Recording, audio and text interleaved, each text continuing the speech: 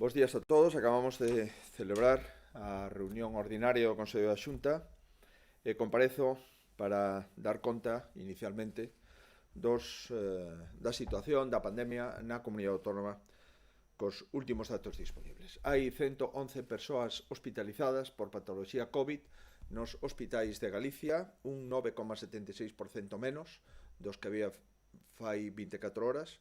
O número de persoas que están nas unidades de cuidados intensivos son 22 e o número de persoas que permanecen nos seus domicilios son 1.875, que é un 2,85% menos que fai 24 horas. O total de falecidos, 601 falecidos a este momento. Como poden comprobar, non se produciron falecidos nas últimas 24 horas. A situación, pois, é a que acabo de describir desde o punto de vista numérico.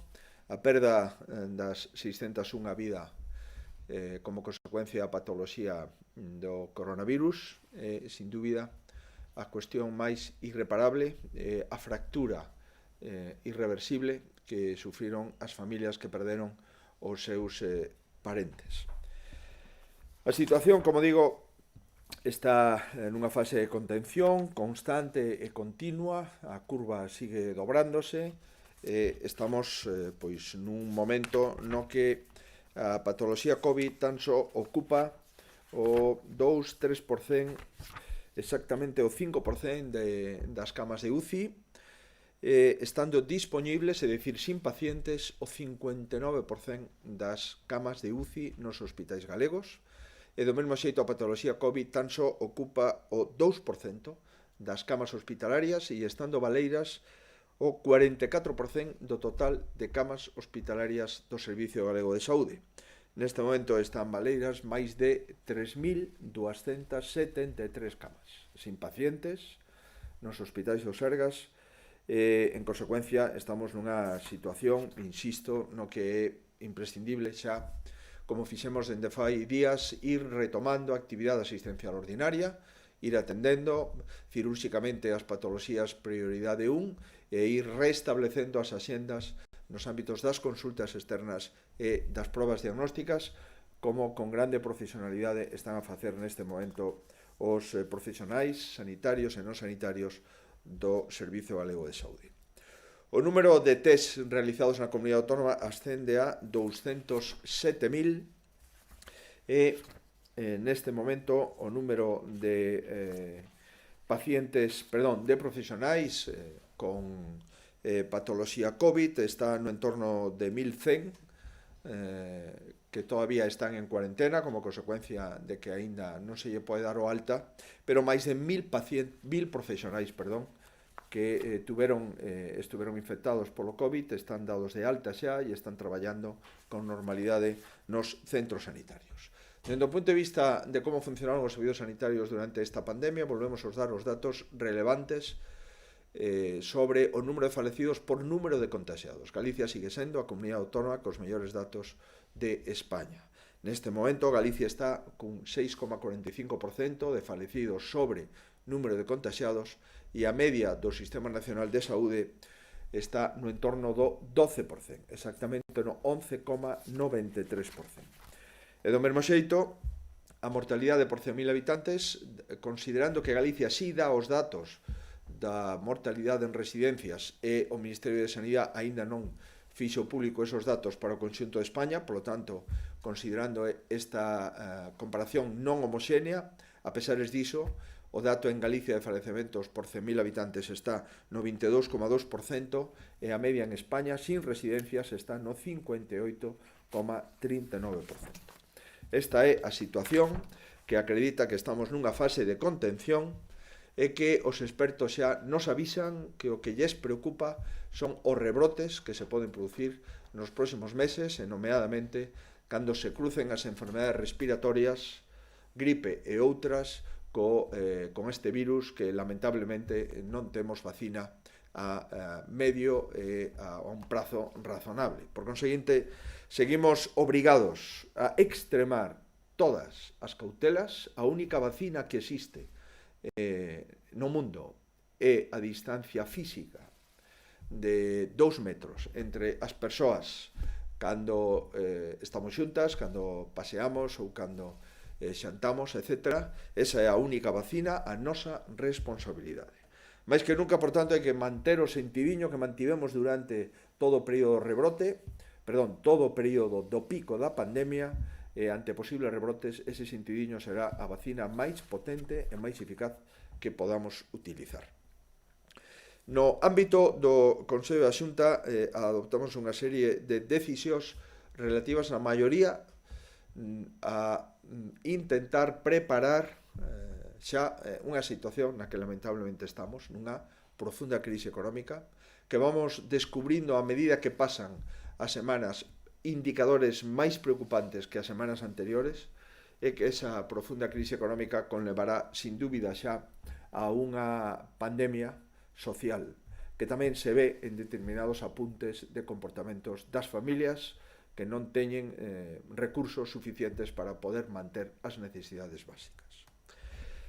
Tomamos a decisión 8 concretas. A primeira é adquirir novo material sanitario por un importe de 9 millóns de euros. A segunda é adquirir un incremento do 20% de doses para a vacina da gripe, porque entendemos que este outono haberá unha demanda sustancial de persoas que queiran vacinarse contra a gripe, e así o aconsellamos xa dende este mesmo mes de maio. Tamén adoptamos a decisión de coordinar, de acordo co criterio clínico do Comité do Servicio Galego de Saúde, a apertura das residencias da terceira idade e a apertura das residencias de discapacidade, de acordo con un protocolo específico.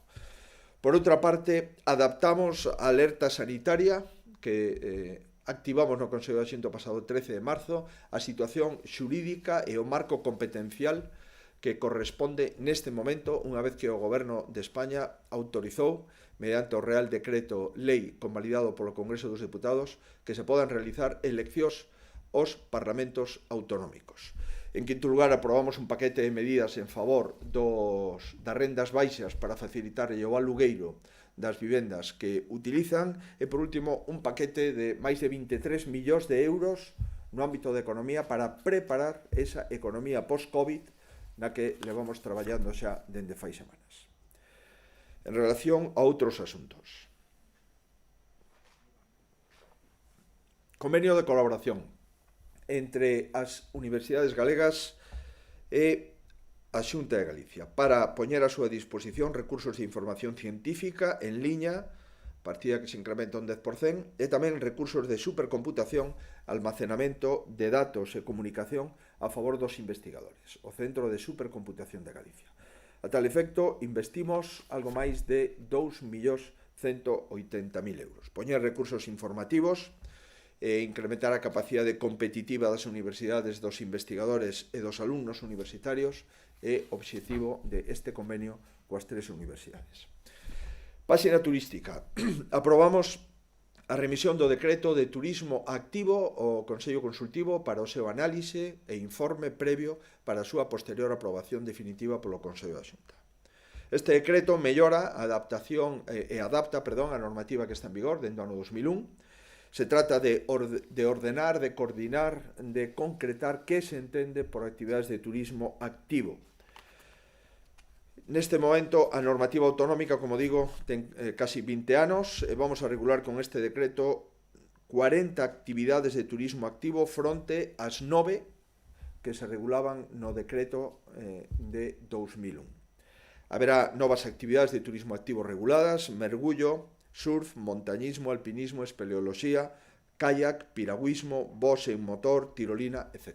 Se trata, pois, de dar seguridade, ordenar exactamente cales son as instalacións posibles, dar seguridade aos deportistas e aos turistas que a utilizan, en definitiva, ir poñendo e actualizando a normativa da comunidade autónoma, en este caso a referida ao turismo activo. Dos asuntos importantes no ámbito da economía. Estamos traballando xa na era COVID, na economía post-COVID, que temos que ir desenvolvendo todos os países da Unión Europea e todos os países prácticamente do mundo.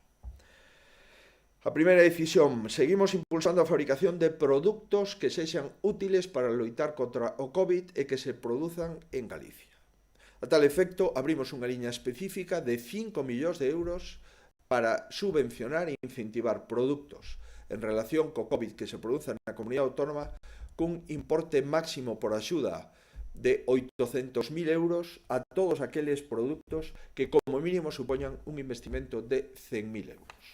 Esta axuda poderá chegar ao 75% do investimento necesaria cun máximo de 850.000 euros por proxecto empresarial para fabricar en Galicia medicamentos, produtos intermedios, ingredientes farmacéuticos, productos sanitarios, equipos hospitalarios, respiradores, roupa, protección, ferramentas de diagnóstico, desinfectantes, ferramentas de recollido ou tratamento de datos, en definitiva, todo aquilo que estamos utilizando, que temos que marcar tanto no sector público como nas familias e nas empresas, co objetivo de que se poda producir en Galicia este impacto na economía produza, cando menos, un nacemento de novas empresas e de novos proxectos empresariais que podan suministrar a Galicia en tempo real os produtos que estamos todavía mercando en países moi lonxanos, especialmente China. Fixemos unha consulta previa ao mercado, hai 28 empresas seleccionadas, e dentro destas 28 empresas, 28 proxectos se poden presentar a esta convocatoria de 5 millóns de euros que se irá publicar no Diario Oficial de Galicia nos próximos días. Esta iniciativa tamén se suma a outra convocatoria, recordarán, de 2,5 millóns de euros para beneficiar a aquelas empresas que teñen que cambiar o seu sistema productivo para producir material utilizado na loita contra a pandemia. Neste caso, xa foron resoltas 14 axudas para 14 empresas por un valor de 1 millón de euros. Son dúas liñas distintas. Unha liña é para empresas que van a fabricar produtos que son utilizados na loita contra a pandemia, 5 millóns de euros, e outra liña de 2,5 millóns de euros se trata de empresas que teñen que modificar a súa estrutura organizativa interna para producir esos produtos. Xa as 14 primeiras empresas levan axudas nesta segunda convocatoria por un importe de 1 millón de euros. Seguimos traballando, pois, polo que nos refiren na Consellería de Economía, Industria e Emprego, hai proxectos moi interesantes que entendemos que van a ter unha acollida no mercado, proxectos galegos de empresas galegas radicadas na comunidade autónoma. A segunda cuestión en materia de economía é o primeiro plan de transformación digital das pequenas e medianas empresas, especialmente o comercio galego, para traballar no ámbito digital, que será un ámbito que se irá impoñendo aceleradamente nesta era económica COVID. Este plan, como digo, está dotado de 23,5 millóns de euros. Vai a mobilizar un investimento total de 40 millóns de euros. O obxectivo é facilitar aos destinatarios a reactivación e a competitividade das súas empresas. Se trata, pois, de traballar en distintos sectores, sin dúbida, PEMES e autónomos, sector do comercio, sector rural e sector da economía social. E a esos efectos poñemos a disposición estos 23,5 millóns de euros para ir preparando a venda online, para ir preparando as ferias internacionais digitais, para traballar no ámbito rural e que tamén o pequeno comercio do ámbito rural e as pequenas empresas de economía social estén preparadas para poder producir e para poder vender a través de internet. En definitiva, a economía digital chegou aceleradamente co COVID-19 e se vai a quedar na nosa forma de entender a compra, na nosa forma de practicar a compra e da nosa forma de vender nas pequenas, medianas empresas e nos autónomos en Galicia, que son a inmensa maioría do noso tecido productivo.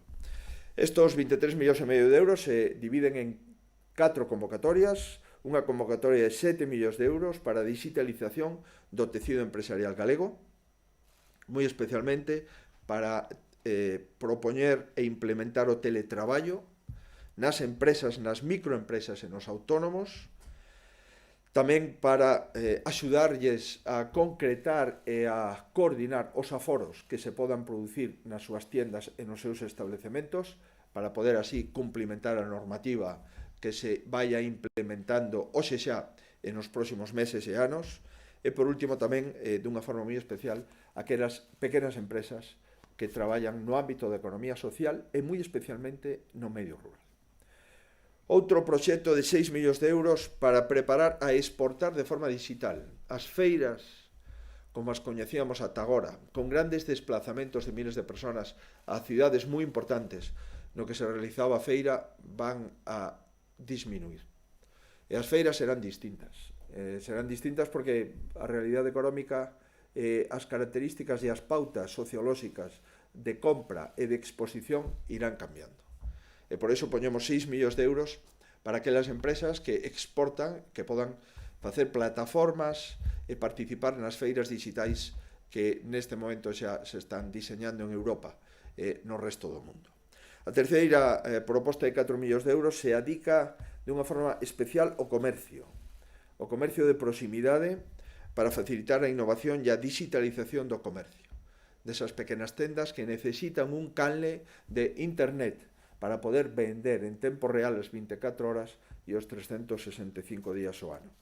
E por último, hai outra orde de 6,5 millóns de euros de un plan de digitalización para PEMES e autónomos, tamén, por suposto, aí está o comercio, orden que xa está publicada no Diario Oficial de Galicia e que xa se están presentando as solicitudes. En definitiva, hoxe nos programas de reactivación económica que o Consello da Xunta aproba normalmente cada semana, hai outro novo programa de 23,5 millóns de euros no ámbito da digitalización do comercio, da pequena empresa, dos autónomos, sobre todo no ámbito rural e no ámbito do comercio de proximidade, así como de empresas para feiras digitais internacionais. Outro paquete, dúas acordos en materia de aluguer. 8 millóns de euros para financiar os alugueres ás persoas en estado económico e social de vulnerabilidade. Nos vindeiros días vamos a publicar unha orden de 8 millóns de euros, unha cantidade que poderá ser ampliada en función das solicitudes. Con estos 8 millóns de euros poderemos chegar a unhas 3.300, 3.500 solicitudes. Xa advertimos ao Ministerio de Transportes, o mando único a través da autoridade delegada, que esta dotación orzamentaria non vai a ser suficiente e, polo tanto, temos que ir prevendo, igual que outras comunidades autónomas, así o trasladamos ao Goberno, unhas cuantías, no seu caso, que sexan ampliables unha vez que o Ministerio de Transportes e a Xenda Urbana nos require para a publicación desta orden. Esta orden, que está dotada por parte do Goberno Central con 5,7 millóns de euros, está suplementada das poucas comunidades autónomas que de momento o facemos, chegará ata 8 millóns de euros na Comunidade Autónoma de Galicia, suplementada con créditos propios da Comunidade Autónoma. Poderán hacer estas axudas aqueles que cumplan os requisitos da situación de vulnerabilidade, entendendo por eles dous requisitos que se deben de cumprir de forma simultánea. O primeiro, que estén en situación de desemprego, de ERTE, ou ter vista reducida a súa xornada cunha perda sustancial de ingresos. O tope de ingresos é 3 veces o IPREN, que está no entorno de 1.600 euros por unidade familiar. Isto será o requisito de renta, e outro requisito que o importe da renda do alugueiro e dos gastos básicos supoñan o 35% ou máis dos ingresos da unidade familiar. Aquelas unidades familiares que cumplan estes requisitos terán dereito a un máximo de 500 euros mensuais para financiar a renda de alugueiro da súa vivenda. A axuda concederase polo prazo no que se acredite estar en situación de vulnerabilidade cun máximo de 6 meses. O máximo da axuda será de 3.000 euros durante estes 6 meses. Esta é unha decisión de ata 8 millóns de euros cofinanciada polo Goberno de España e polo Goberno de Galicia, que poñemos a disposición nos próximos días. Segunda decisión, isto financiado 100% pola Comunidade Autónoma. Todas as familias que estén no bono de alugueiro social non terán que pagar a renda do seu aluguer ata que finalice o ano 2020. É dicir, que dende o mes de abril ao mes de decembro todas estas familias non pagarán e será financiada cos cartos de todos os galegos, é dicir, co presuposto público da Comunidade Autónoma. Estamos falando aproximadamente de 1.000 familias que durante este ano, dende o mes de abril, non terán que desembolsar ningunha cantidade para manter o seu bono social que anteriormente se cofinanciaba, unha parte por parte da Xunta de Galicia e outra por parte das familias. Pois ben, a Xunta de Galicia asume o 100% do custe dos alugueres das 1000 familias que están na situación de bono de alugueiro social. E isto se engade outras 3.500 familias que ocupan vivendas de promoción pública en réximen de aluguer e que a Xunta de Galicia neste caso adopta a decisión de non de prorrogar ou pospoñer o pago dese aluguer ata que finalice o estado de alarma. En definitiva, estamos falando con maior ou menor intensidade de axudar casi a 8.000 familias en Galicia que son arrendatarias e que viven en vivendas de aluguer, unhas con financiación de ata 500 euros a renda mensual, outras coa gratuidade absoluta da renda pola súa situación de maior vulnerabilidade e outras nas que acordamos pospoñer o pago de aluguer ata que finalice o estado de alarma.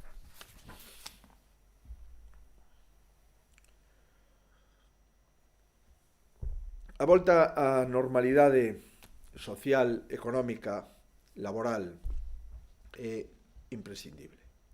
E, en consecuencia, esta normalidade supón o dereito, os dereitos constitucionais do dereito ao voto, tanto o dereito a sufraxio activo como o dereito a sufraxio pasivo. Precisamente, na último Real Decreto Lei aprobado polo Congreso dos Deputados, previa aprobación do Consello de Ministros, se autoriza, como saben, dende fai uns días, expresamente a poder realizar as eleccións aos parlamentos autonómicos. Con anterioridade á declaración do estado de alarma por parte do Goberno central, a Xunta de Galicia declarara a emerxencia sanitaria que inmediatamente quedou subordinada e subsumida no contexto xurídico estatal ao propio Goberno Central mando único a través da autoridade delegada, concretamente do Ministro de Sanidade. Durante todo este tempo, as decisións sanitarias foron asumidas para sí e, en consecuencia, foron retiradas ás comunidades autónomas. Sendo isto así, e considerando ademais que o Real Decreto Lei vixente, aprobado no Congreso dos Deputados, supón a posibilidade de que nos parlamentos autonómicos se podan realizar eleccións ou finalización do mandato da legislatura, o que hoxe facemos, de acordo cos informes da asesoría xurídica, é acordar que no caso de que se celebren eleccións ou cando se celebren eleccións, se deberán de adoptar as medidas necesarias para garantir a protección da saúde durante o desenvolvemento do proceso electoral. E, en segundo lugar, se promoverá a adopción de medidas coa mesma finalidade polas demais administracións públicas, tanto a Administración Central como as administracións locais, e tamén polas entidades con competencias no desenvolvemento no proceso electoral. Esta era unha declaración obrigatoria. A partir da última declaración do estado de alarma era absolutamente xa necesario activala, e o que fai o Consello da Xunta é seguir os dictámenes do Congreso dos Deputados e acreditar as nosas decisións, as decisións do Congreso dos Deputados e do Goberno Central, que mantén o mando único e mantén as competencias sanitarias baixo a xerarquía do Ministerio de Sanidade, que constante e continuamente emite ordes publicadas no Boletín Oficial do Estado que son de obrigado cumprimento para os servizos sanitarios, para as autoridades sanitarias e, por suposto, para os gobernos autonómicos. 6 acordos en materia de sanidade. Seguimos mercando mediante procedementos de urxencia e autorizando o Consello de forma responsable. Neste caso, aprobamos unha compra de material COVID por un importe de máis de 6 millóns de euros. Seguimos comprando máscaras, seguimos comprando batas protectoras, batas impermeables, seguimos comprando luvas, seguimos comprando miles de litros de solucións desinfectantes, kits de test diagnósticos. Hoxe, por este importe, hai unha partida importante, máis de 4.300.000 mascarillas quirúrxicas. Vimos autorizar a súa compra no día de hoxe por un importe aproximado de 2,5 millóns de euros, así como outro millón de batas protectoras e máis de 548.000 máscaras respiratorias FPP2, que son as que utilizan con carácter xeral os profesionais do Servicio Galego de Saúde. Damos o visto prace, polo tanto, a esta nova compra de 6 millóns de euros. Tamén autorizamos as compras que se fixeron durante este estado de alarma por parte das áreas sanitarias. Concretamente, na área sanitaria de Ourense, Verín o Barco, un importe de 1,3 millóns de euros de material sanitario fungible, de material de laboratorio, de vestiario e de material non inventariable. Tamén cunha cuantía de 1,2 millóns de euros autorizamos as compras realizadas na área sanitaria de Pontevedra-Salnés, tanto para adaptar espazos de mantenimento, así como para adquirir materiais de protección e diagnóstico, desenvolver o teletraballo, para servicios de limpeza e seguridade e adquisición de medicamentos e de pequenas obras de readaptación na unidade de cuidados intensivos. Todas estas compras e obras chegan a un importe de 1,2 millóns de euros. Autorizamos do mesmo xeito a compra de material de electromedicina na área sanitaria da Coruña C por un importe de 240.000 euros. Se trata de material para ampliación de unidades de críticos, para dotar de mellor tecnoloxía ao servicio de urxencias e dispositivo extraordinario de atención á emerxencia. O quinto acordo sanitario. Vamos a destinar un importe de 4,1 millón de euros para adquirir 740.000 doses de vacina antigripal, o que supón 125.000 doses máis que a pasada campaña da gripe, o que ven a concretarse nun 20% de incremento. Decidimos aumentar o número de doses debido a que a Consellería de Sanidade prevé un incremento do número de vacinacións ligado á actual epidemia do coronavirus. Certamente, cando se cruce este virus que está castigándonos de unha forma histórica co virus da gripe, estaremos nunha situación complexa, nunha situación desde o punto de vista respiratorio, desde o punto de vista sanitario, e o que require é activar xa unha compra masiva de vacina contra a gripe por un importe superior a 4 millóns de euros. Obxectivo: reducir a mortalidade, reducir a morbilidade e controlar o impacto da enfermedade. Vai a ser a primeira vez que nos enfrentamos a dous virus, o virus da gripe e o coronavirus. Vai ser a primeira vez que en outono teñamos esta presión asistencial e esta novedade sanitaria. Por conseguinte, temos que estar preparados.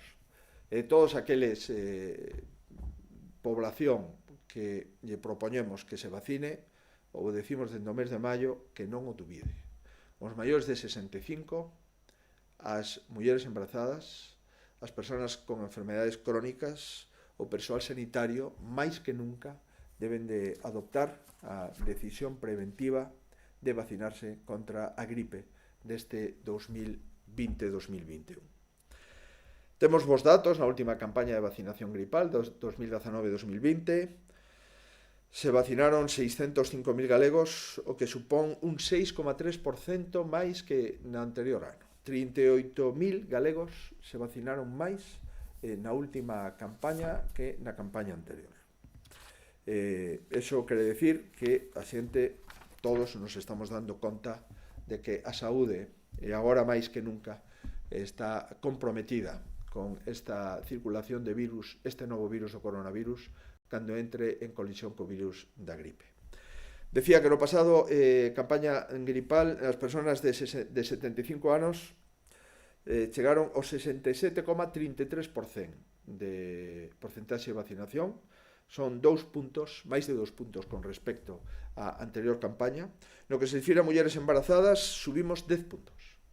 Se vacinaron o 65,04%, 7.654 mulleres.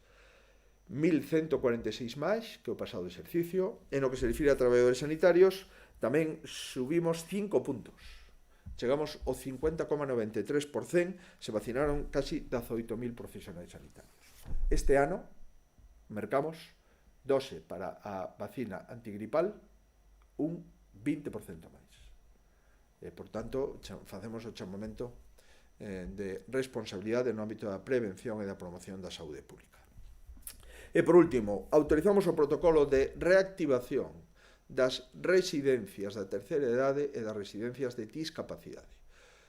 Protocolo supervisado polo Comité Clínico do Servicio Galego de Saúde, onde están, como ustedes saben, os profesionais que levan traballando durante estes 2 meses, traballando con protocolos moi sólidos, protocolos compartidos para conseguir protocolos únicos en todos os centros de saúde e en todos os hospitais da comunidade autónoma, en este caso preventivistas, especialistas en enfermedades infecciosas, médicos de medicina interna, pediatras e, sobre todo, xeriatras, acaban de propoñer as consellerías que fan seu o protocolo, primeiro protocolo, para a reapertura gradual, flexible, das residencias da terceira idade e dos centros de discapacidade. Como saben, o pasado sábado o Boletín Oficial de Estado publicou, na nosa opinión de forma sorprendente, a posibilidade de reabrir os centros de día para maiores e para discapacitados. O Comité Clínico nos propuxo prudencia neste sentido, nós non abrimos o pasado luns os centros de día para maiores e os centros de discapacitados, porque nos parece unha decisión moi arriscada, bastante máis arriscada que acudir a outros lugares que de momento están prohibidos de acordo co mando único. Por tanto, o que vimos a facer hoxe é, eso sí, a darlle unha solución para poder ver os avós, as avoas, os pais ou as nais de moitísimas familias galegas que están nas residencias da terceira idade. Estamos nunha situación moi razonable no ámbito das residencias da terceira idade. Estamos cunha taxa de contagio inferior ao 1%, cifra histórica nesta pandemia de curta historia. En este momento, os xeriatras xa e o resto dos médicos nos propoñen avanzar as posibilidades de visitar os nosos pais, as nosas nais, os nosos avós que están nas residencias de terceira idade de acordo co protocolo que de forma sucinta transmito a continuación. Sin dúbida, o risco cero non existe. E, por lo tanto, este protocolo ten riscos. Ir a visitar e entrar nunha residencia de terceira idade, o risco fundamental é para os residentes da terceira idade e tamén para os discapacitados que viven nesas residencias. Pero garantindo este principio rector de máxima protección, de prudencia, de graduación e de flexibilidade, reversibilidade, podemos e debemos, na nosa opinión, xa dar unha solución parcial, polo menos, e gradual, para poder visitar, despois de 2 meses, a persoas que lamentablemente quedaron ailladas e que perderon contacto físico. No ámbito telemático facilitamos tablets, teléfonos móviles, videoconferencias, pero certo verdad é que non se pudo nos últimos 8 meses visitar os nosos maiores. Pois ben, o protocolo para residencias de maiores e de discapacidade ten 2 criterios. O primeiro, para que o centro se poda abrir paulatinamente é necesario cumprir 2 requisitos. Que o centro non rexistrase ningún caso de coronavirus nin entre o persoal, nin entre os residentes durante os últimos 15 días. Segundo requisito, que no concello onde se sitúa o centro se rexistren cada día 3 ou menos novos casos de coronavirus por cada 100.000 habitantes. En o caso de que se rexistren, haberá que estudiar caso por caso se se autoriza ou non se autoriza abrir esa residencia. Como se abren estas residencias? En 3 etapas. A primeira etapa durará 15 días, agás nos centros con menos de 60 prazas, no que cada etapa dura 10 días. Os centros que teñan a consideración de fogar residencial ou vivenda tutelada ou comunitaria, que son, como saben, os de menor tamaño, poderán comenzar a reactivación directamente na fase 2. Para pasar dunha etapa a outra, será necesario que o centro conte cun informe favorable da autoridade sanitaria.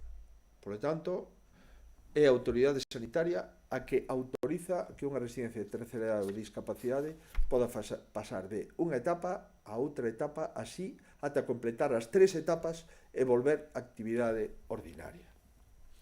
Primeira etapa. Na primeira etapa volverá a estar permitida unha visita por semana e sempre con cita previa. a ese maior que está residindo, a ese discapacitado que está residindo na residencia. Tamén, nesta primeira etapa de 15 días ou de 10 días, se a residencia é menos de 60 residentes, poderán realizarse paseos en grupos dun máximo de 5 persoas na contorna da residencia cunha distancia non superior a 1 kilómetro. Tamén se poderán facer paseos nas zonas verdes da propia residencia, respetando, lóxicamente, as medidas de higiene e, sobre todo, a medida de distanciamento físico. Dentro do centro estarán permitidas as actividades individuais ou en grupos de máximo de 10 persoas. En esta fase tamén volverán a activarse os ingresos de novos residentes nas residencias, sempre que teñan unha PCR que confirme que non están contaxiados 3 días antes da súa entrada no centro. As residencias que cumpran as condicións que acabo de formular poderán comenzar a etapa o vindeiro luns 18 de maio.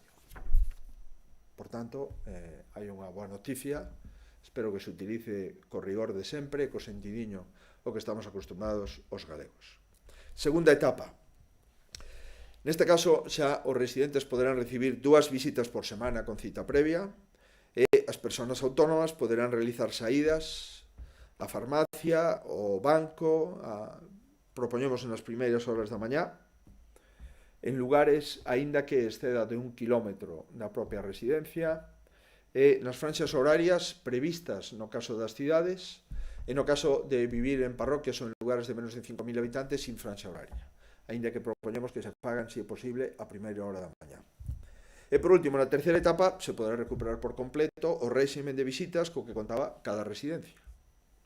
Haberá, por suposto, protocolos, como se fan as visitas, en que sala se poden visitar, a distanciamento físico entre o familiar e o residente, poderán sair a contorna urbana, evitando aqueles lugares que se concentren o maior número de persoas. Bueno, estas son as 3 etapas. Empezamos coa primeira xa, o próximo 18 de maio.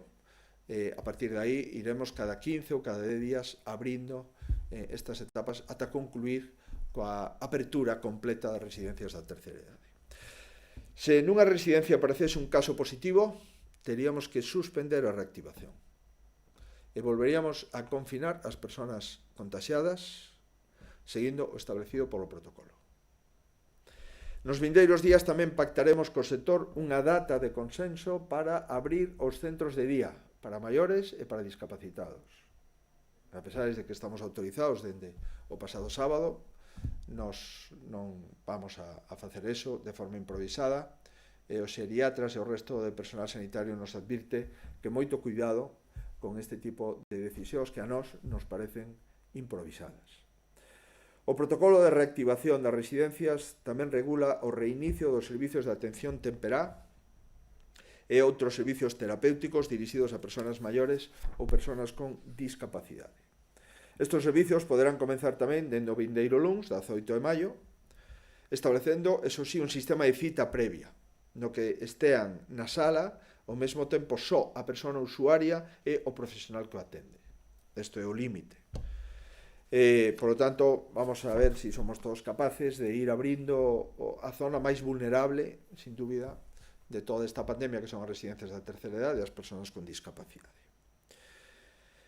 O número de residencias que cumplen xa a día de hoxe todos os requisitos para poder pasar a fase 1 é 82,8% de residencias. É dicir, 388 residencias ou centros de maiores de discapacidade, o 82,8% poderán xa empezar a recibir visitas, unha por semana, a partir do próximo luns 18 de maio. En consecuencia, eu espero, insisto, que cuidemos os nosos maiores ao máximo, porque se volve a haber un positivo na residencia, volvemos a ter que pechar a residencia, volvemos a ter que confinar a todos os residentes, volvemos a ter que impedir a todas as familias poder ir a ver o seu maior, e, por lo tanto, estamos falando de cousas moi serias, as que, nas cousas serias, hai que aplicar decisións drásticas. Isto é todo. Eu espero de sexo non lles oculto a nosa preocupación, pero levamos traballando neste protocolo durante varias semanas nos parece que estamos en condicións de poder facelo. En o caso, insisto, de que se perciba un só contagiado na residencia, volveremos a pechala, sabendo que isto vai a producir, sin dúbida, disgustos e decepcións por parte do resto dos residentes e, por suposto, tamén por parte das familias. Pero entendemos que esa nos obriga, polo menos durante os próximos meses. Muchísimas gracias. Hay preguntas. Muy bien, quedo a disposición. Buenas tardes. La sexta, ¿cuándo serán las elecciones? Es una pregunta tan concretamente formulada que sería bueno tener una respuesta concretamente formulada también. En este momento no estoy en disposición de dar esa respuesta con el día exacto. Sí, reitero que después de llevar trabajando 8 semanas en la pandemia, ver cómo la pandemia ha ido fluyendo, cómo estamos en el mejor momento de esa pandemia desde el punto de vista epidemiológico, desde el punto de vista sanitario, cuando tenemos la mayor infraestructura sanitaria sin utilizar en toda la historia de los servicios sanitarios en Galicia, y escuchados los expertos de infecciosos, de urgencias y de unidades de cuidados intensivos, entendemos que debemos de valorar un escenario de poder producir las elecciones, de poder celebrar las elecciones en el momento más próximo posible, considerando que no estamos autorizados para convocar elecciones 15 días antes o 20 días antes de que se celebren, considerando que es obligatorio 54 días para su convocatoria. Entendemos pues que la convocatoria de esas elecciones debe de realizarse en los plazos más breves posibles, y a partir de ahí, en ese contexto, daremos a conocerlo también en los plazos más breves posibles. Hai varias sobre esta temática. A cadena SER di que a oposición se ha ido en contra de onte coa sensación de que vai convocar o 12 de xullo e pregunta se están no certo. Bueno, evidente, onte tuvemos unha reunión cos partidos, con 6 partidos políticos que concurren ás urnas. Hai outro partido que se lle notificou e que non compareceu. Bueno, podemos concretar que hai 3 partidos que están de acordo en seguir os criterios dos expertos sanitarios, que son o Partido Maioritario, o Partido Popular de Galicia, tamén En Marea e Ciudadanos, e hai outros 3 partidos que están en desacordo con seguir os criterios dos expertos sanitarios, que son o Partido Socialista, o Bloque Nacionalista Galego e Podemos. Na actual configuración da Cámara, se sumamos a representación dos partidos que están a favor de facer as eleccións de acordo cos expertos e os que non acreditan seguir o criterio dos expertos, estaríamos con 46 diputados ou diputadas a favor de respetar o criterio dos expertos, é dicir, de convocar no prazo máis breve posible, e 29 escanos diputados en contra de seguir ese criterio. Bueno, eso é o resumen desde o punto de vista numérico. Sorpréndeme algunhas cousas, por suposto, porque pregúntome, se dixera que non vou a convocar eleccións até que remate a legislatura, seguro que sería acusado de aferrarme ao poder, con independencia de que os expertos aconsellen convocalas o máis axiña posible. Se situar as eleccións en setembro en contra do criterio dos expertos, se me diría que estou actuando de unha forma frívola e irresponsable. Se os expertos din que mellor canto antes, pois os partidos xa me dixeron onte o que opinan. O que non me dixeron é cal é a súa alternativa. Por conseguinte, bueno, non me sorprende que estén en contra de calquera decisión de convocatoria electoral, porque levo 4 convocatorias electorais en Galicia. En as 4 convocatorias que fixen, os partidos da oposición, estos 3, sempre estuveron en contra, con independencia da data elexida para celebrar as eleccións. Pero o que sí me chama a atención é que os partidos políticos, estos 3 partidos políticos en Galicia, vayan contra os seus propios actos, porque estos partidos políticos votaron a favor, no caso do PSOE e de Podemos, ou se abstiveron, no caso do BNG, cando o Goberno de España e o Congreso dos Deputados autorizou dunha forma explícita a celebración das eleccións aos parlamentos autonómicos e, ademais, se obriga o Goberno Central a facilitar esas eleccións no ámbito do Servicio Público Postal, Correos, e tamén no ámbito dos fedatarios públicos no ámbito da delegación de voto. Por tanto, a mí me sorprende moitísimo que vayan contra a propia normativa que eles aproban.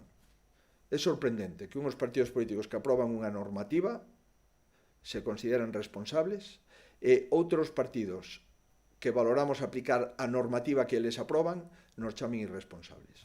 Pero é como está a situación neste momento. Por tanto, eu, no mesmo xeito que lle dixen os partidos políticos, espero anunciar a decisión que me corresponde despois de valorar e de reflexionar nos próximos días cale no que creo eu que os galegos corremos menos riscos para exercer o noso dereito constitucional a votar e a elexir un parlamento que saia das urnas, toda vez que este Parlamento está disolto dende abril e toda vez que a legislatura sí ou sí remata despois do verán. E nesta circunstancia espero asumir esta decisión só marcado pola responsabilidade como presidente da Comunidade Autónoma e só marcado polo criterio dos expertos nunha pandemia na que inevitablemente vamos a ter que votar, porque haberá virus en xullo, en agosto, en setembro, en outubro, en novembro, en decembro e no próximo ano. Supoño que nadie aceptaría que, utilizando o virus, haxa un presidente da Comunidade Autónoma sin legitimidade para presidir a Comunidade Autónoma porque tiña finalizado o seu mandato de 4 anos. E como pretendo que o presidente da Comunidade Autónoma sexa un presidente legítimo, creo que as urnas deben de legitimar aquel ou aquela que os galegos queran que sexa presidente da Comunidade Autónoma para os próximos 4 anos. La agencia EFE se refiere al acuerdo firmado entre los grupos para el funcionamiento de la Diputación Permanente, en el que se establece que usted comparecerá cada 15 días en el Parlamento. Apunta que el portavoz de su grupo, Pedro Puy, consideraba esta misma semana que en caso de que haya una convocatoria electoral ese acuerdo quedaría sin efecto. A usted le tocaría de nuevo comparecer la próxima semana. ¿Va a hacerlo? Yo creo que a pregunta está tan ben formulada que a resposta está dentro da propia pregunta. O acordo que suscribiron os grupos e corresponde aos grupos aplicalo e interpretalo, dado que son eles os autores do acordo, e en consecuencia o resto da pregunta se pode contestar unha vez coñecida ou non a convocatoria electoral. Por tanto, a pregunta está tan ben formulada que a resposta está incluída no enunciado da pregunta. Ciencia, en que circunstancias decidiría volver a suspender as eleccións polo risco de rebrotes? Manexa cifras concretas? É evidente que estamos ante unha situación absolutamente nova. Se van a poder celebrar as eleccións xerais nunha situación xa normal? Probablemente non. Podremos celebrar as eleccións municipais próximas nunha situación normal? Probablemente non. Poderemos volver a celebrar unhas eleccións democráticas en España, en Europa, en Estados Unidos, noutros lugares do mundo, en situacións que viñamos considerando como normais? Pois probablemente non. Lamentablemente lle corresponde, neste caso, a Comunidade Autónoma de Euskadi, a Comunidade Autónoma de Galicia, innovar en España como se deben de facer unhas eleccións nunha situación non previsible, nin prevista.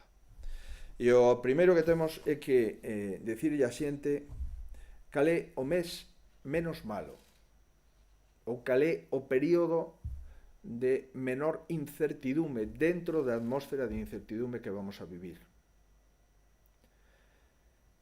E, por suposto, non ocultar que o virus sigue aí e que vai a seguir aí e que veu para quedarse na mentras non teñamos unha vacina probada, eficiente e producida en cantidades de toneladas de ese principio activo que toda a comunidade científica está esperando. A vacina non é para 10 ou para 15 millóns de persoas. A vacina é para miles de millóns de persoas. Por tanto, nin a temos, nin a vamos a ter nos próximos 12 meses, nin sabemos que capacidade productiva necesitaríamos ter instalada para poder facilitar a vacina a toda a población, nin sabemos unha cousa non menor, que non sabemos se a poboación vai a vacinarse ou vai a dubidar sobre a aplicación da vacina, porque ese fármaco nunca se utilizou, ou polo menos todo parece indicar que estaremos ante un novo fármaco, con consecuencias e con efectos secundarios que aínda non coñecemos. Por tanto, estamos nunha situación absolutamente nova. Claro que temos que estar preparados por se hai un rebrote, fundamental. E por eso temos que guiarnos polo que os expertos nos indican. Os mecanismos para votar, pois temos que concretalos. Por suposto, hai un principio básico que vai inspirar calquer mecanismo para votar, sexa cando sexa a votación, que é a distancia física. Pero do mesmo xeito que estamos acudindo ás terrazas, do mesmo xeito que estamos acudindo aos supermercados, que estamos acudindo ao traballo, que paseamos pola calle, pois ir a votar é unha cuestión que está dentro de esta normalidade que estamos adquirindo semana a semana a inmensa maioría dos cidadáns de España, nomeadamente os galegos e os vascos, que estamos nunha fase mellor que outras comunidades autónomas. Por tanto, todo o que queira ir a votar, temos que buscar a fórmula para que vaya a votar de forma segura. Ese obxectivo fundamental que vai a inspirar no momento en que se produzan as eleccións autonómicas en España, e supoño que calquer tipo de elección que se produza en España nos próximos anos. A seguridade no exercicio a ese voto é fundamental para que podan celebrarse coas maiores certidumes posibles.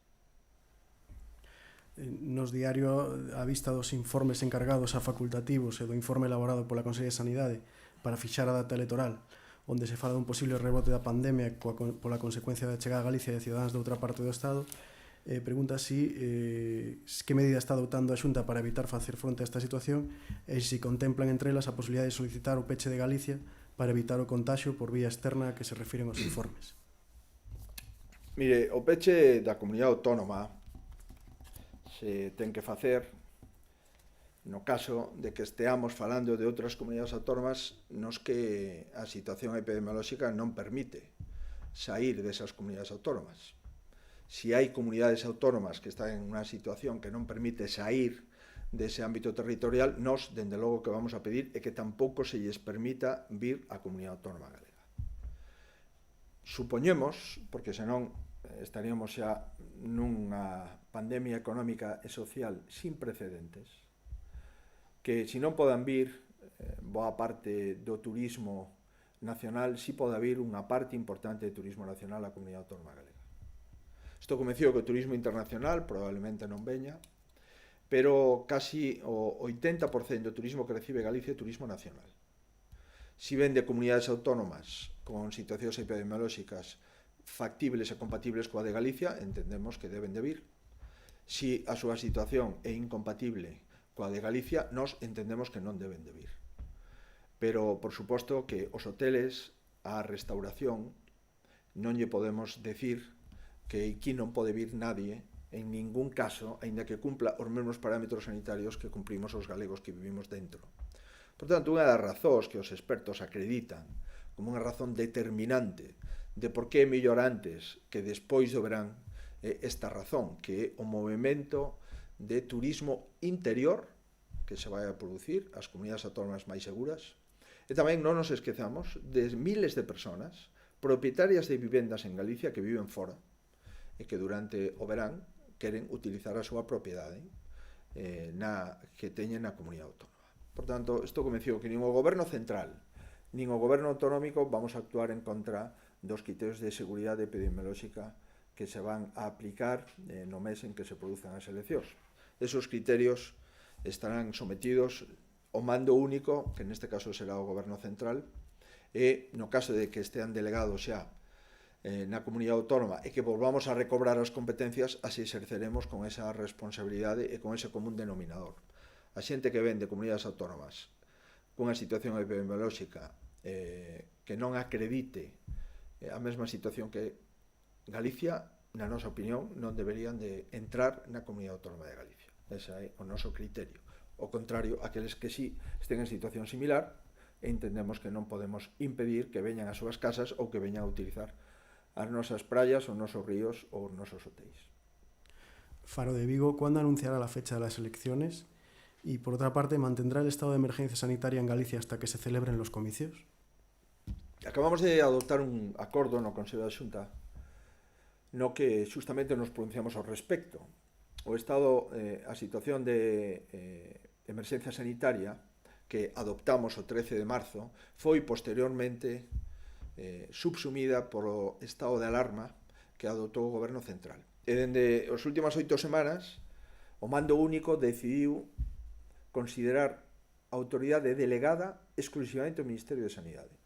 E, en consecuencia, nas últimas 8 semanas, todas as decisións sanitarias que afecten a Galicia están resididas no Ministro de Sanidade.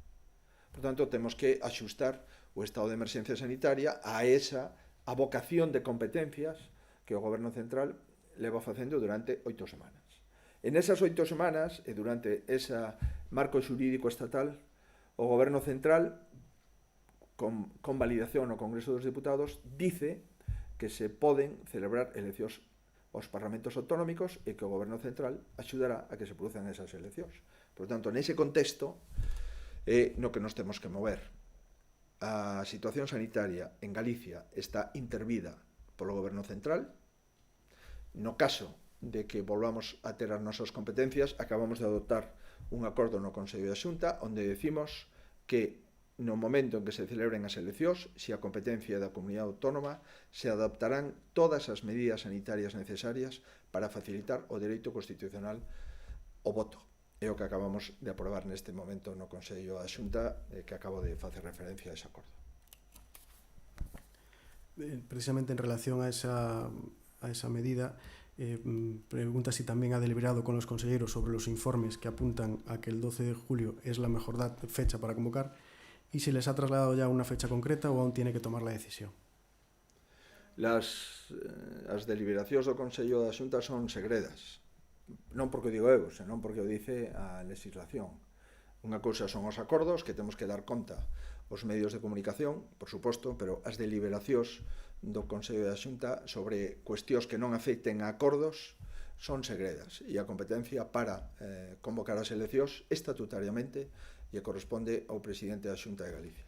Por tanto, nós intentamos, lle podo asegurar que cumprimos sempre a legislación na comunidade autónoma, xa sexa a legislación electoral ou calquer tipo de legislación específica de outro eido. La Voz de Galicia, el PNV, propone una campaña de una sola semana. ¿Qué le parece a usted?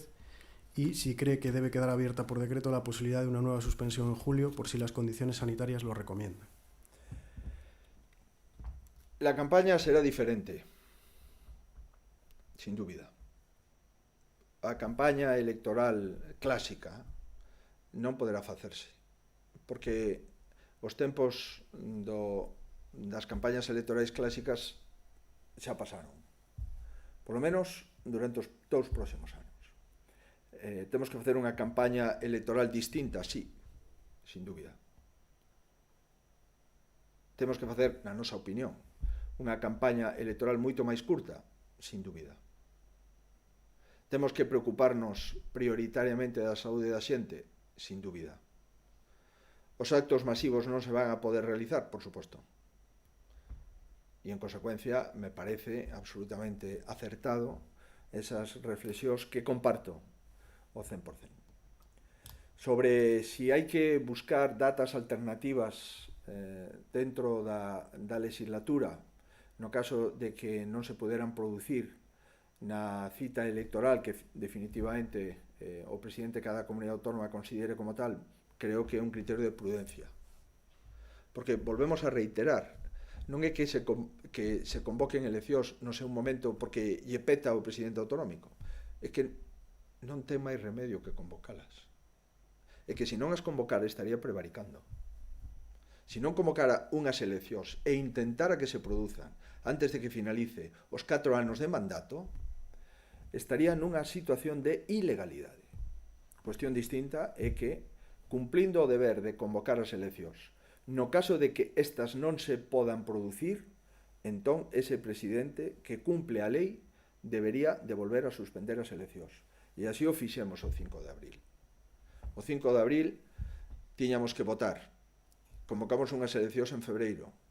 E en marzo suspendín as eleccións previa consulta cos partidos políticos no exercicio das miñas competencias.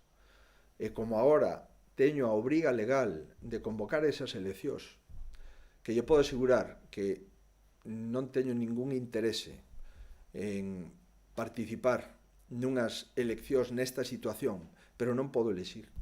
E non podo elexir porque si sobrepaso o mandato estaría nun suposto de ilegalidade, en un suposto de presidente ilexítimo dunha comunidade autónoma. Eu creo que Galicia ben merece ter un presidente lexítimo como calquer outro territorio de España ou calquer sociedade democrática. Por tanto, esta é a situación na que estamos e temos que prever todo, unha campaña diferente, prever tamén, si falla a posibilidade de convocatoria electoral para o día concreto, que outros días posteriormente se poderían realizar, porque esa é o mandato imperativo que temos os demócratas. Os parlamentos non poden estar disoltos e os presidentes autonómicos non poden manter o seu mandato máis aló dos 4 anos regulamentarios. Se un presidente co Parlamento disolto sigue mantendo o seu mandato sine die, estaría nunha situación alegal. Nadie, entendo eu, que quere estar nunha situación alegal. ABC, en que medida compasará a súa decisión a que adopte o Lehendakari Íñigo Urkullu? Agardará que se aclare tamén a situación no País Vasco, onde parece que previamente se levantaría a emerxencia sanitaria? Nos, volvo a reiterar que a nosa emerxencia sanitaria acaba de ser modulada por acordo do Consello da Xunta no día de hoxe. O digo para que quede claro.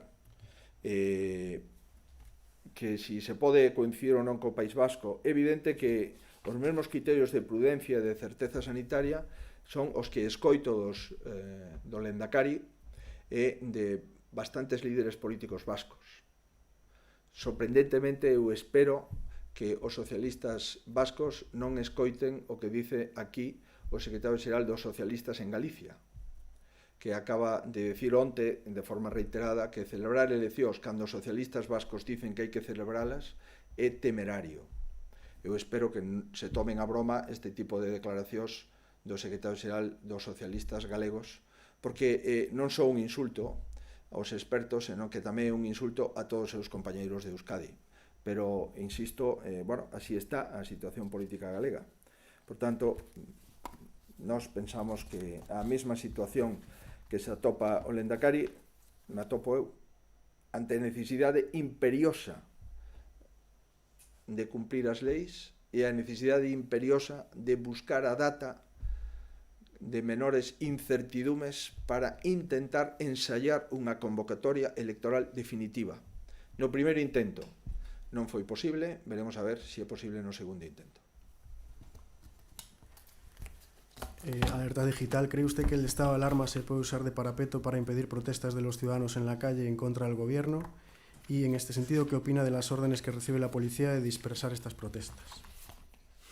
Pero yo sigo opinando que un estado de alarma permanente en nuestro país es absolutamente un atípico constitucional. Sigo pensando que el gobierno central ha tenido tiempo para no utilizar el estado de alarma y reformar, si fuera necesario, la Ley Orgánica de Salud Pública, y sigo pensando que al gobierno central los grupos de la oposición le han dado un cheque en blanco sin condiciones durante las últimas 8 semanas. Y creo que ya es hora de que el gobierno central deje de utilizar un cheque en blanco sin condiciones y ejercite sus competencias sin tener que extremar la Constitución en un estado de alarma que ha sido absolutamente excepcional desde el año 78. Nunca vivimos una situación así. Nunca. Nunca se ha impedido una manifestación en la calle. Una manifestación previa notificación a la delegación del gobierno correspondiente. Y por lo tanto, como estamos viviendo una situación excepcional, es bueno que la situación excepcional se refiera a la sanidad y no a los derechos civiles de los ciudadanos, que vivimos en una sociedad tan democrática y tan respetuosa como la sociedad española. Sí. La región ve factible que desde el lunes los núcleos de menos de 10.000 habitantes puedan tener libertad horaria, lo cual solo limitaría, por ejemplo, en la provincia de Ourense al núcleo de la ciudad. Mira, a mí me gustaría poder contestar esa pregunta con el rigor que requiere para las miles de personas que viven en la provincia de Ourense, que son mayoritariamente que viven en núcleos de menos de 10.000 habitantes. Pero tengo que decir, por ser honesto, que yo no puedo contestar esa pregunta porque desconozco cuáles son los criterios que va a utilizar el gobierno central para poder pasar a la fase 2 o para cumplir el compromiso que asumió el presidente del gobierno de que en el ámbito rural hubiese especificidades concretas que pudiesen mantener los ciudadanos que viven en esos núcleos. Más de 250 ayuntamientos en Galicia no tienen un solo infectado en los últimos 14 días, que es el periodo de cuarentena de esta pandemia. No tiene ningún sentido que a esos 250 ayuntamientos se le aplique el mismo régimen que se le aplica a cualquier otro territorio que sí tiene infectados. Y lo que está ocurriendo es que en el ámbito rural el gobierno central está absolutamente desaparecido. Está mucho más preocupado por lo que ocurre en Madrid o en Barcelona que por lo que ocurre en los miles de pueblos que conforman el resto de comunidades autónomas y que conforman España. Pero lamentablemente, insisto, yo no conozco esos criterios y por consiguiente no puedo informar con la seriedad y el rigor que esto merece. No le puedo contestar. Si la pregunta es si yo estoy de acuerdo en que aquellos ayuntamientos que lleven en los últimos 14 días sin contagios no tengan que esperar las distintas fases que el gobierno central ha diseñado para el conjunto de los territorios, mi respuesta es que sí. No tiene sentido tener que esperar las distintas fases en aquellos que llevan 14 días sin ningún contagio en su ámbito territorial. El diario.es, os informes que baralla o seu goberno falando rebrote producido pola chegada de veraneantes no mes de xullo, prevé a Xunta impor unha cuarentena aos turistas que veñen este verán a Galicia para evitar máis mortes? E por outra parte, cal é a súa valoración sobre Isabel Díaz Ayuso? Cree posible que Ayuso convoque eleccións ao igual que vostede o próximo luns? Eso sí que é unha pregunta novedosa. Non teño nin idea de que un presidente autonómico que non sexa o Lehendakari este pensando en celebrar eleccións. Por lo tanto, lle corresponderá á presidenta da Comunidade de Madrid ou calquer outro presidente que se nos ocurra si vai ou non convocar eleccións. Non teño ninguna información ao respecto, nin teño tampouco información como para poder motivar esa decisión, que entendo que lle correspondería á presidenta da Comunidade de Madrid tomar esa decisión, pero non me parece a min que haxa condicións que obliguen a esa convocatoria, insisto, dende a pura opinión ou comentario, que non dende unha posición política concreta. En relación de si debemos ou non debemos confinar a xente e prohibir as entradas nunha comunidade autónoma, eso non é unha competencia do presidente autonómico. Os presidentes autonómicos non podemos pechar nin aeroportos, nin portos, nin autovías. Eso é unha competencia exclusiva do goberno central. Cadena Ser, moléstalle que Pablo Casado utilice Madrid como exemplo en lugar de Galicia como modelo de xestión desta pandemia? Pois a verdade é que non coñezo exactamente cales son esas manifestacións do presidente do Partido Popular. A mí me parece moi ben que anime e que prosiga animando as autoridades de Madrid, tanto a presidenta da Comunidade de Madrid, o seu goberno, e o alcalde de Madrid, porque sufriron o indecible. Porque intentaron por todos os medios salvar vidas, e porque non ocultaron a situación dramática que viviron miles e miles de familias nesa comunidade autónoma.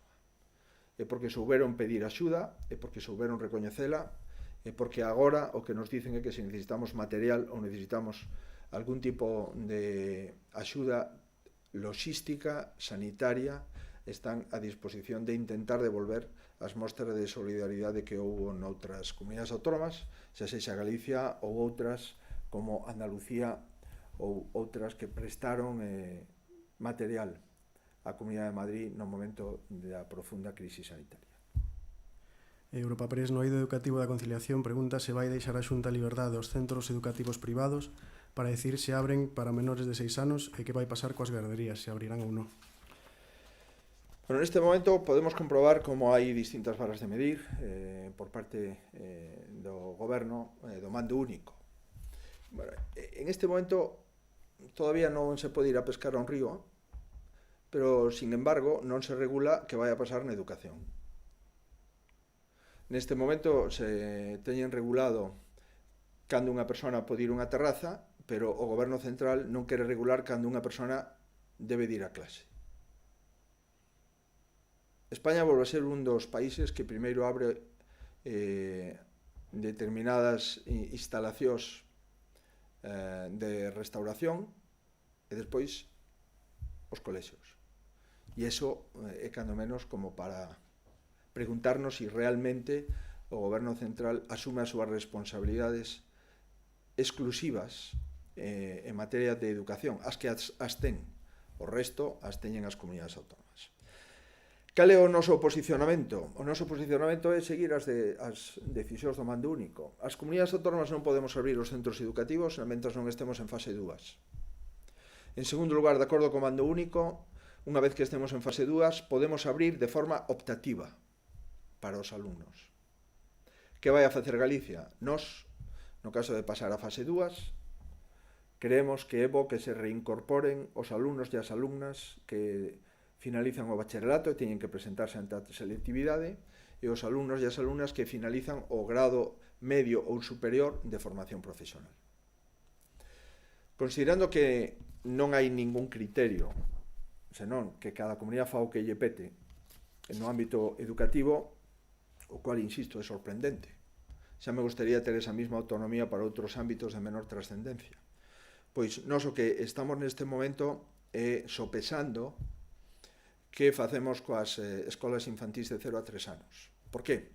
Porque hai unha discusión rica, intensa e moi importante entre distintos especialistas pediatras que consideran que sí se debe abrir, que sí se pode abrir, que os nenos teñen unha capacidade de contagio inferior ao 0,7-0,8% e que desde o punto de vista educativo, desde o punto de vista de socioloxía dos nenos e da súa relación entre sí sería razonable abrir, e despois hai outros pediatras que están en contra ou que matizan esa proposta. O que vai a facer Galicia é ver se pasa a fase 2 e previamente consultar cos pediatras que entendemos son os que nos están asesorando cal é a súa proposta sanitaria. E isto é o que vamos a intentar discernir nos próximos días. Considerando que ata fase 2 entendemos que non podemos tomar esa decisión, pois esperaremos a esa fase para tomar a decisión no seu caso. No ámbito educativo, insisto, temos claro e vamos a propoñer aos alumnos que se reincorporen de obter a fase 2 de forma optativa para o segundo de bacharelato previo á selectividade e para tamén o último curso de ciclo medio e de ciclo superior de formación profesional. Nos queda por tomar a decisión entre 0 e 3 anos, que a tomaremos se chegamos a fase 2 despois de escoitar aos pediatras que están na Comisión Clínica do Servicio Galega de Saúde. Informativos Telecinco refírese á reapertura das visitas ás residencias de ancianos e indica que el gobierno central non las contemplaba hasta la fase 3 porque han adelantado esta medida. Nosotros, después de escuchar al Comité Clínico del Servicio Gallego de Salud, creemos que si esta residencia lleva 15 días sin ningún positivo, si esta residencia está en un ayuntamiento sin contagios, es razonable no abrirlas, insisto, sino dejar que un familiar pueda visitar una vez a la semana a un residente. Entendemos que eso lo podemos hacer en esta fase. Nos han autorizado el Comité Clínico del Servicio Gallego de Salud y entendemos que eso es compatible con las decisiones del mando único. Piénsese que llevamos 8 semanas, 2 meses, sin que un hijo pueda ver a su padre, y lo que es mucho peor, sin que un abuelo o un padre pueda hablar y ver a su familia. Sin esa residencia no hay ningún positivo. Si llevan 15 días sin ningún caso, si ese virus no está en la residencia, ni en los mayores, ni en los trabajadores, entendemos que una visita a la semana es algo proporcionado y algo razonable e incluso sanitariamente saludable. Y en el caso de que dé un positivo, una residencia, dentro de unos días, volveríamos a confinar y volveríamos a cerrar. Por tanto, nosotros tenemos un protocolo, el Gobierno Central no conocemos el protocolo de las residencias porque no lo ha emitido, nosotros sí tenemos un protocolo avalado asistencialmente y entendemos, dado nuestro porcentaje de población mayor de 65 años, que necesitamos dar una respuesta a esas familias y a esos mayores que nos las están demandando. Una respuesta segura, sanitariamente contrastada y gradual y flexible como la que este protocolo propone. Confidencial refire un aumento de casos de coronavirus na área sanitaria de Lugo logo de bastantes días baixando e pregunta a que se debe este aumento de casos. Non teño esa información de un incremento notable de casos en Lugo. Lugo é unha das provincias con menor tasa de contagio dende o principio da pandemia. Pode haber algunha cuestión concreta en personal sanitario ou en residencias, pero o virus intracomunitario por Lugo é das provincias españolas onde menos circulou ese virus, non? Pero, en fin, non coñezo con exactitude cal é o dato exacto da provincia de Lugo neste momento, pero volvo a reiterar que Lugo é unha provincia das máis seguras desde o punto de vista da pandemia, non en Galicia, senón en España. Se hai algunha cuestión puntual, me enterarei inmediatamente. Y última, la sexta, quiere saber si le parecen bien las palabras de Ayuso incitando a los madrileños a manifestarse en la calle en estado de alarma. Yo no conozco las palabras de la presidenta de la Comunidad de Madrid, sí conozco digamos, la situación de acoso político a una presidenta de una comunidad autónoma que ha intentado gestionar en los peores momentos de una crisis y de una pandemia sus servicios sanitarios a pesar de estar contagiada con el virus. Y también conozco lo que nos dice el presidente del gobierno en las conferencias de presidentes. Llevamos 9 y siempre dice que el gobierno no entrará nunca a criticar, a calificar o a descalificar lo que estamos haciendo en los servicios de salud, porque somos los presidentes autonómicos los que estamos haciendo frente a la pandemia, siguiendo las instrucciones del mando único. Pero sin los presidentes autonómicos, sin los gobiernos autonómicos, sin los servicios de salud autonómicos, no es posible hacer frente a la pandemia. Yo espero y deseo que esas discrepancias y esa tensión política se resuelva después de que finalice el brote de la pandemia, al menos en Madrid, porque esto es lo que dice el gobierno, con independencia de que después los socios del gobierno no lo cumplan, pero esto es lo que nos dice el presidente del gobierno todos los días que tenemos ocasión de celebrar conferencias de presidentes, que como saben son todos los domingos y llevamos 9, que no son pocas conferencias de presidentes. Muy bien, muchas gracias.